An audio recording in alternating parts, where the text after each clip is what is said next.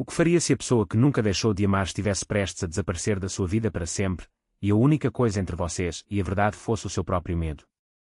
Esta história mostra que, por vezes, a espera era exatamente aquilo de que o amor precisava para se tornar real.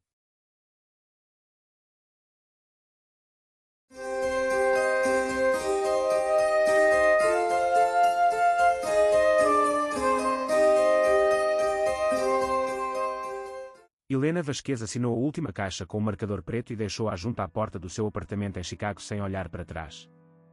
Era março de 2019, e o vento lá fora atravessava a fresta sob a porta como um aviso. Faltavam 12 horas para o caminhão das mudanças chegar, 14 para o voo dela para Lisboa e exatamente 0 razões para ficar, ou era nisso que ela passara 3 anos a tentar convencer-se. Ela quase não ouviu a pancada na porta.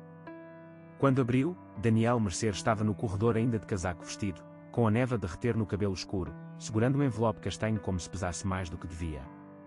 Ele era arquiteto sénior na mesma empresa onde ela trabalhou durante 6 anos como engenheira estrutural. Durante a maior parte desse tempo, tinham sido o tipo de colegas que se entendem do outro lado de uma mesa de reuniões sem precisar de terminar frases. Depois, 3 anos antes, alguma coisa mudou. Depois parou. E então ela aceitou a posição em Lisboa e disse a si própria que era a decisão certa. Ele olhou para as caixas empilhadas atrás dela, e algo atravessou o seu rosto antes de controlar rapidamente a expressão. Eu sei que vais embora amanhã, disse ele. Não vim pedir-te para ficares. Mesmo assim, ela deu um passo atrás para o deixar entrar. O apartamento cheirava a cartão e ao leve fantasma do café que ela preparara às 5 da manhã, quando dormir deixou de ser uma opção. Daniel colocou o envelope sobre a bancada da cozinha e manteve as mãos nele durante um instante antes de o largar, como se estivesse a libertar algo que não tinha certeza se devia libertar. O que é isso? Perguntou ela. Algo que devia ter-te dado há muito tempo. Ele ergueu os olhos. Antes de ires embora, só preciso que saibas que isto existe. Ela não abriu o envelope imediatamente. Em vez disso, colocou a chaleira ao lume, porque era isso que fazia quando não sabia o que fazer com as mãos, e os dois ficaram em lados opostos da bancada da cozinha naquele silêncio particular que sempre existira entre eles, o tipo de silêncio que parecia cheio em vez de vazio. Ele tinha sido a primeira pessoa a quem ela telefonou quando a mãe morreu, 2 invernos antes. Não porque fossem próximos, não oficialmente, mas porque ele perdera o pai no ano anterior e ela sabia, sem nenhuma lógica, que ele compreenderia como soava a dor às 4 da manhã. Ele ficou ao telefone durante 2 horas sem tentar resolver nada. Foi nessa noite que ela percebeu que estava em apuros. Mas Daniel Mercer era o tipo de homem que mantinha uma distância cuidadosa das coisas que mais desejava. Ela tinha-o visto fazer isso no trabalho, brilhante, preciso, sempre um passo afastado de estar completamente presente, e acabou por aceitar que ela era uma dessas coisas que ele decidira manter à distância. Então, quando ele não disse nada até ao momento em que ela recebeu a oferta de Lisboa, ela deixou de esperar. Ela serviu o chá e empurrou uma caneca na direção dele. Daniel envolveu a caneca com as mãos, mas não bebeu. A noite do projeto Anderson, disse ele. A apresentação. Lembras-te do que me disseste depois? Ela lembrava-se. Tinha sido uma semana brutal. Eles eram os únicos dois ainda no escritório às 11 da noite de uma quinta-feira, e ela disse, sem pensar, que trabalhar com ele era o mais perto que tinha chegado de se sentir ela própria no trabalho desde que terminara o curso. Foi mais sincero do que pretendia. Ele ficou calado daquele jeito dele, e ela caminhou até ao elevador antes que pudesse piorar as coisas. 2 dias depois, ele voltou a agir de forma distante, e ela disse a si própria que imaginara aquele momento. Fui para casa nessa noite, disse ele, e escrevi-te uma carta. Fez um gesto em direção ao envelope. Aquela carta. Ela olhou para ele. Continuei a escrever cartas, disse ele. Sempre que estava prestes a dizer alguma coisa e não dizia. Sempre que pensava, e depois decidia que estava errado por pensar aquilo. Expirou lentamente. Estão 11 aí dentro.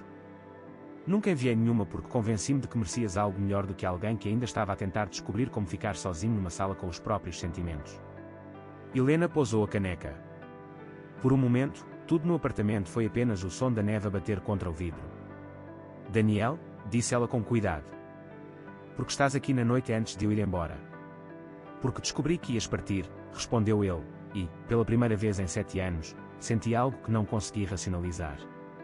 Ele olhou-a diretamente. Não estou a pedir-te para ficares. Sei que construíste esta mudança, sei que Lisboa é real e faz sentido para a tua carreira. Eu só precisava que soubesses que, sempre que me afastava, não era porque tu não importavas. Era porque importavas demasiado, e eu não confiava em mim próprio para não estragar tudo.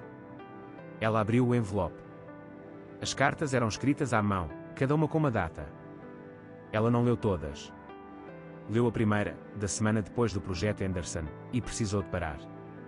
A letra dele era pequena e cuidadosa, completamente diferente da maneira como falava, aberta de um modo que ele nunca se permitia ser em voz alta. Escreveu sobre a forma como ela discutia nas reuniões, precisa e destemida. Escreveu que ela o fazia querer ser melhor a estar presente. Escreveu que isso o aterrorizava. Ela leu a última em seguida. Tinha a data de 4 semanas antes, quando ela anunciou a posição em Lisboa numa reunião da empresa. Tinha apenas 3 frases. Dizia que ele compreendia. Que esperava que ela fosse feliz. Que lamentava ter levado tanto tempo a ser suficientemente corajoso para se tornar alguém digno de ser escolhido. A garganta dela apertou-se de uma forma que ela não se permitia sentir há meses. Ela levantou os olhos para ele. Daniel observava-a com a expressão de um homem que já aceitara um determinado desfecho e apenas esperava que ele chegasse. Escreveste-me 11 cartas, disse ela. Sim. E trouxeste-as na noite antes do meu voo. Eu sei, respondeu ele. Eu sei como isso parece. Parece medo, disse ela. Parece que precisavas de um prazo final para tornar tudo seguro. Porque, se eu for embora na mesma, nunca vais precisar de descobrir o que teria acontecido. Ele ficou em silêncio durante um longo momento.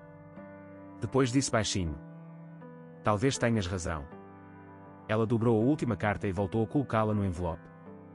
O coração dela estava a fazer algo inconveniente, e ela precisava de um minuto. Havia uma coisa sobre Helena Vasquez que ela nunca contara a ninguém. Ela deixava todas as cidades que amava antes que elas a pudessem abandonar primeiro. São Paulo, Barcelona, Nova York. Ele parou perto o suficiente para que ela pudesse ver o reflexo dele no vidro escuro da janela ao lado do seu. Eu tive medo, disse ele, durante 7 anos. E ainda tenho medo agora. Mas tenho mais medo de te ver entrar naquele avião do que de qualquer coisa que possa acontecer se não entrares. Fez uma pausa. Isto é novo para mim. Quero que saibas que isto é novo. Ela virou-se. Estavam próximos daquela forma em que as pessoas só ficam quando já decidiram alguma coisa, mesmo que ainda não a tenham dito em voz alta. Ela pensou nas cartas. 11 cartas. Um homem que prestara atenção durante 7 anos e escrevera tudo em segredo porque ainda não sabia dizê-lo em voz alta. Aquilo não era indiferença. Era medo moldado exatamente como o dela, apenas virado na direção oposta. Ela pensou na confirmação do voo no imã. Pensou no apartamento já arrendado em Lisboa, na equipa à espera dela, na versão de si própria que criara para não precisar disto. E então fez uma escolha, não a fácil, não a segura, mas a verdadeira. Segurou o rosto dele com as 2 mãos e beijou, e ele beijou-a de volta como alguém que esperara muito tempo para deixar de ser cuidadoso. O caminhão das mudanças chegou na manhã seguinte. Ela entrou no avião na mesma. Mas, 3 semanas depois, Daniel Mercer chegou a Lisboa com uma mala de mão e uma proposta de emprego de uma empresa que tentava contratá-lo há 2 anos e que ele continuava a recusar sem compreender completamente porquê. Estavam na pequena cozinha do apartamento arrendado dela perto do Rio Tejo, entre jet lag, café e a luz da manhã a entrar pelas janelas voltadas para uma cidade que ela estava apenas a começar a conhecer, e ele colocou o telemóvel sobre a bancada mostrando-lhe o contrato assinado. Eu não estou a seguir-te, disse ele. Estou a escolher isto. Há uma diferença. Eu sei, respondeu ela. E ela sabia mesmo. Eles já não eram as mesmas pessoas que tinham ficado em lados opostos de uma mesa de reuniões em Chicago, cautelosos e às voltas um com o outro. Eram 2 pessoas que passaram muito tempo a fugir da mesma coisa e que finalmente, primeiro separadas e depois juntas, decidiram parar. As cartas ficavam na gaveta da secretária dela, todas às 11, e às vezes, à noite, ela lia uma em voz alta enquanto ele ouvia sem tentar explicar-se mais, porque já tinham ultrapassado a necessidade de explicações. Lisboa era quente em maio.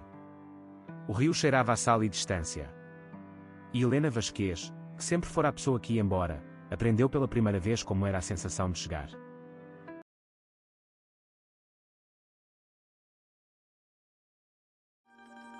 Gostou da história de hoje? Fique connosco só mais um instante. Diga-nos nos comentários de que cidade está a ver este vídeo. Esta mensagem tocou. E se tiver ideias para novas histórias, partilhe, a sua sugestão pode tornar-se o próximo vídeo. Deixe um gosto se esta mensagem teve significado para si. Subscreva o canal para não perder os próximos vídeos. Se acha que alguém poderá gostar desta mensagem, partilhe. E se quiser apoiar o canal, veja os links na descrição. Alguns são links de afiliado, o que nos ajuda sem qualquer custo adicional. Muito obrigado por estar conosco. Até ao próximo vídeo.